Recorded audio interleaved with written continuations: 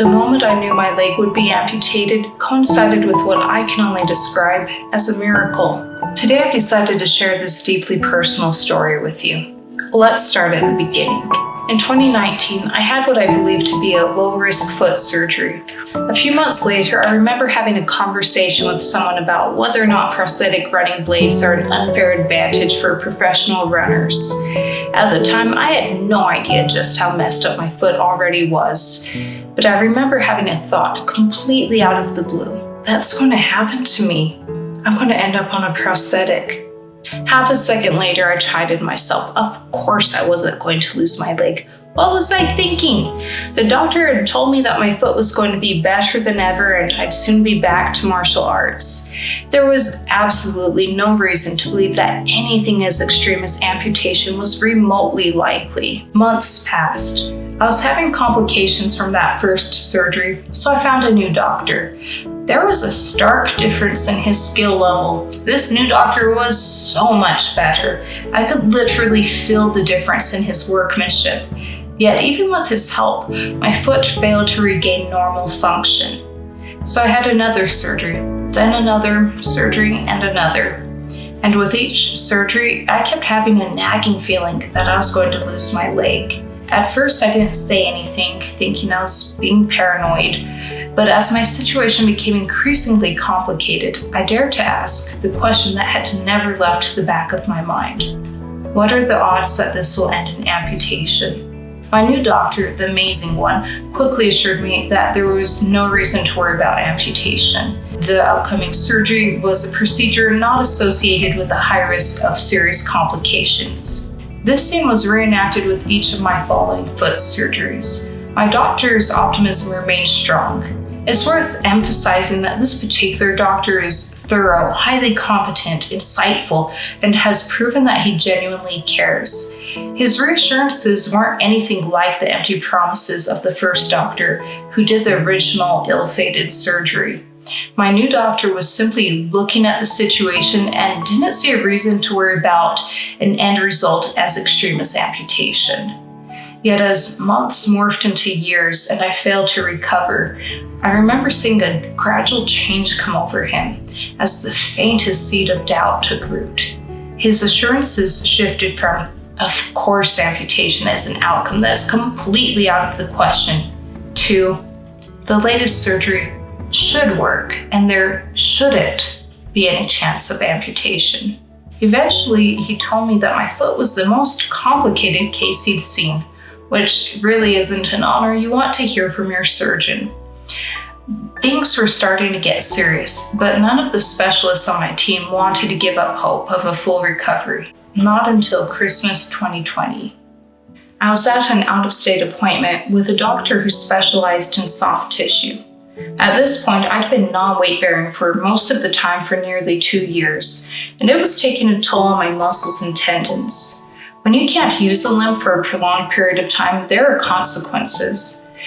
This doctor had a specialized machine that's more detailed than most, so he was able to look at the soft tissue in my leg in great detail. A few days before Christmas, I had another appointment with him, and we were chatting pleasantly as he pulled out the probe and prepared to take a look.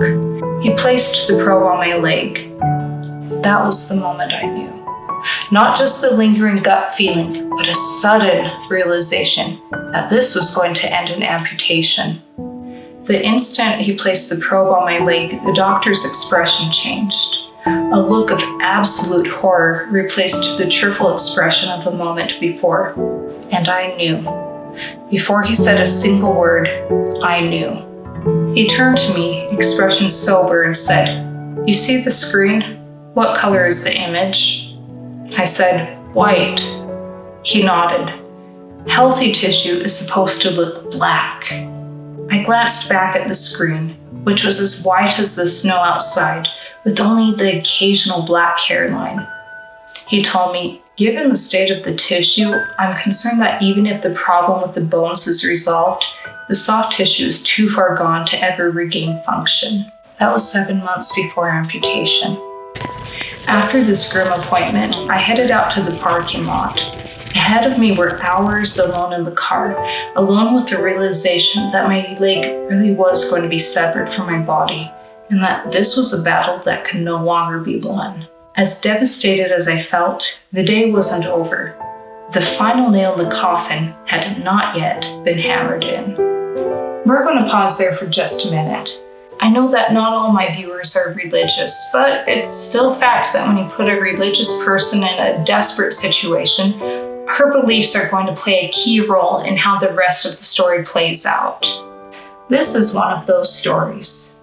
While my beliefs definitely influence the attitudes and perspectives I express, I usually don't explicitly talk about religion on YouTube because that's not what my channel's about. However, for the remainder of this story to make sense, a little context might be helpful. Besides, it's Christmas Eve, so it feels like an appropriate time to share this particular story. If you have a disability or severe illness, maybe you've had the experience of having random people try to help by offering everything from bizarre home remedies to faith healing. My personal belief is that while miracles can and do happen, I think they most often occur in non-dramatic ways, like quiet thoughts that lead you to making choices that change the course of events. Maybe you get a feeling that you should ask a doctor about a hard-to-find treatment, which was how my right leg was saved when it got an incurable disease a year and a half after my left leg was amputated. Or sometimes I've heard doctors say they had a moment of enlightenment during an examination or an operation. Or a friend might get a random urge to check on you without realizing that you're deeply depressed and struggling. One of the most quietly profound miracles is finding the strength to keep going in the face of daunting, incurable challenges. I suspect most miracles don't get credit for being miracles. Sometimes people make a full recovery, other times they don't. That doesn't mean that miracles didn't take place. So there I was, alone in the car, driving across the winter landscape, struggling with the sudden realization that my leg was too far gone to be saved. All the premonitions that my leg would be amputated would soon come true. I experienced raw grief as I grappled with the realization that the life I'd enjoyed before was never coming back. Thus far throughout my adult life, my top priorities had been God, my family, and martial arts. I loved Aikido, Taekwondo, biking, aerobics, and everything in between. And I was about to lose it, along with many other aspects of my life. Being religious, the knee-jerk reaction was to pray for a miracle that somehow my leg would make a miraculous recovery. But something stopped me. It just didn't feel right. I reflected on how, ever since my leg had been crippled, I'd had the most incredible experiences. I'd spent 2 years on crutches, toting my baby around in a harness. And for 2 years, random people kept coming up to me, wondering what had happened. I'd always give them a short answer about having had surgery, then ask how they were doing. Then these strangers would tell me their stories. They were facing things like cancer, divorce, depression, and a host of other severe challenges. My response varied depending on who I was talking with, but people always looked encouraged afterwards. I think it helped that someone cared and was willing to listen, and to know that they weren't alone, that someone out there understood what it was like to hurt. Because my trial was visible, it was like a magnet, attracting other people who were struggling. As I drove through the snow, I pictured myself fully healed. I would still be the same person. I would have been through the same experiences up to that point. But if people couldn't see that I knew the meaning of pain, then they wouldn't be drawn to me the same way. They wouldn't open up to me, and they certainly wouldn't want to listen if I told them to have hope. They'd probably switch to saying I didn't know what I was talking about, and if I'd suffered as much as they had, I wouldn't say such a thing. I glanced down at my doomed leg. Because of how visible my challenge was, I didn't have to prove anything to anyone. My crippled limb was a passport into the lives of people who were suffering. One look at me and they knew I had some degree of understanding, even if I hadn't been through the exact trial they were going through. I didn't have to convince anyone that I really had been through hard things and my words weren't empty. It was blatantly obvious. Consequently, people guessed that I would care, so they were willing to open up to me. All that would go away if I recovered. I tried to picture things from God's point of view. On the one hand, if I lost my leg, for the rest of my life, I would be in a unique position to uplift those around me. On the other hand, if I was healed, I could dive back into martial arts. Rephrased, I could play, or the emphasis of my life could be helping others. It seemed very obvious to me which one God valued more.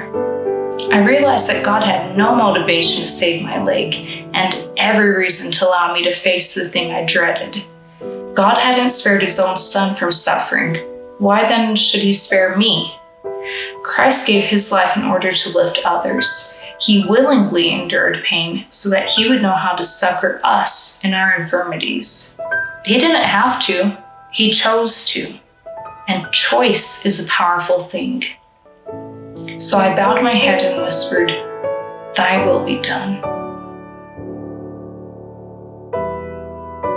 That was the final nail in my coffin. The incredible thing about coffins is that from a Christian perspective, they're not the end, but the beginning. We wouldn't celebrate Christmas if it weren't for Christ's empty tomb. Likewise, amputation wasn't the end for me. It was a new beginning, an opportunity to refocus my life on what matters most. My life is definitely harder than it was before, but it's also more meaningful. That Christmas, I quietly worshipped the Son of God, knowing in my heart that it would be my last year to do so with both legs. By the next Christmas, my leg was gone. Would it have been miraculous if my body had healed? Of course.